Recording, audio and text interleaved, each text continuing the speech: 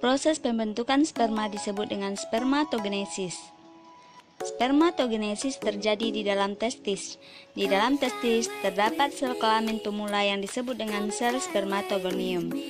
Spermatogonium bersifat diploid atau jumlah kromosom berangkat 2. Sedangkan pembentukan sel telur atau ovum, proses pembentukan sel telur atau ovum disebut dengan oogenesis.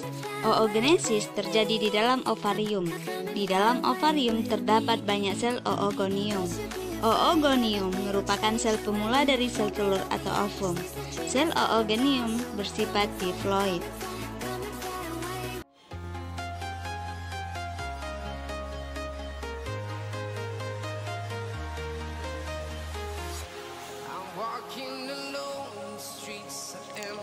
Setelah individu mencapai masa untuk berkembang biak, sel spermatogonium di dalam testis akan membelah diri berulang-ulang secara mitosis.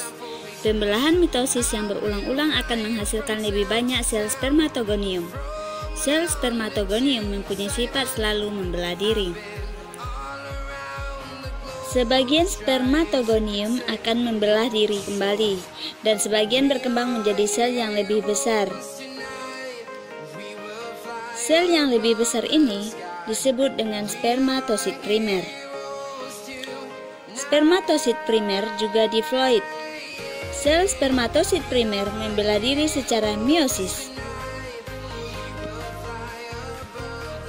menghasilkan spermatosit sekunder.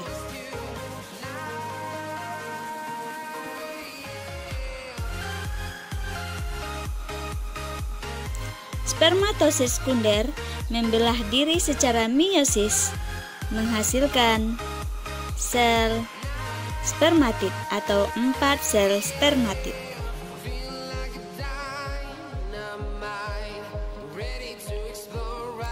Masing-masing spermatid memiliki ukuran yang sama besar. Sel spermatid memiliki jumlah kromosom yang haploid atau rangkap 1. Kemudian spermatid berdiferensiasi menjadi sel kelamin laki-laki yang masak.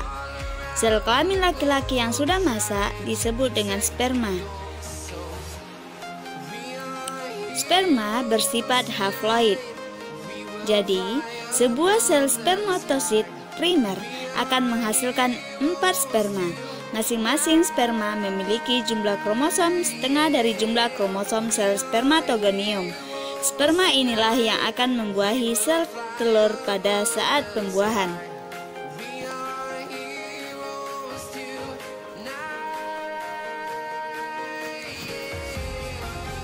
Oogonium akan membelah diri secara mitosis, sehingga terbentuk lebih banyak oogonium. Oogonium akan berkembang menjadi oosit primer.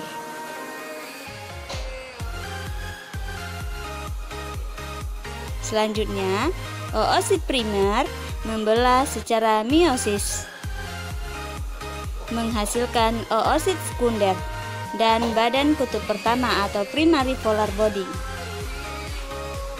Oosit sekunder bentuknya lebih besar, mengandung kuning telur dan sitoplasma. Badan kutub pertama merupakan sel kecil yang hanya terdiri dari inti. Badan kutub pertama akan membelah menjadi 2 sel. Dan oosit sekunder membelah secara meiosis menjadi 2 sel yang tidak sama besar.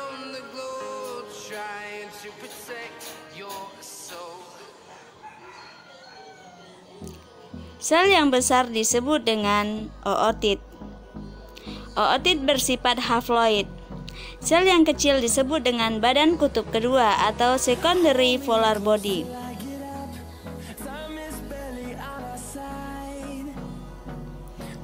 Ootit kemudian berkembang menjadi sel telur atau disebut dengan ovum yang bersifat haploid. Sedangkan 3 badan kutub yang kecil yang di sebelah kiri diserap kembali.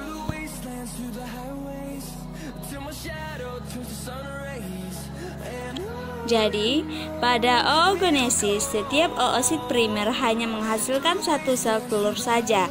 Sel telur inilah yang akan dibuahi oleh sperma pada saat pembuahan.